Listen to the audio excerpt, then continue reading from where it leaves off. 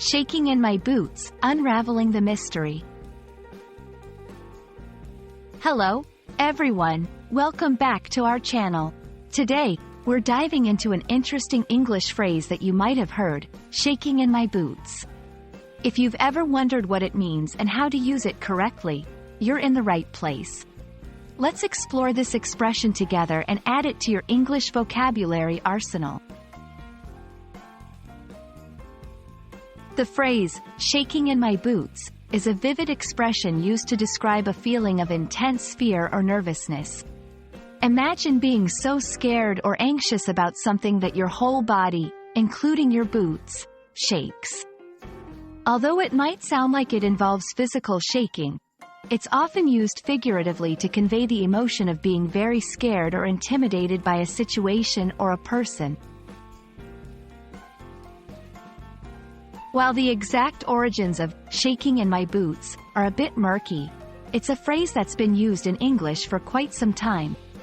It belongs to a category of expressions that vividly describe physical reactions to emotions. Over the years, shaking in my boots has been popularized through literature, movies, and everyday conversation, making it a colorful addition to the English language. 1. To express fear.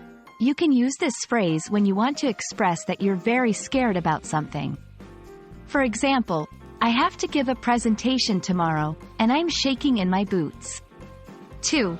To exaggerate for effect.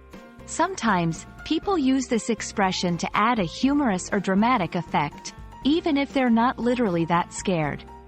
He's so strict. I'm always shaking in my boots when I have to ask him for a day off. 3. In creative writing. This phrase is also popular in stories or creative writing to describe a character's fear or nervousness vividly. Let's see it in action.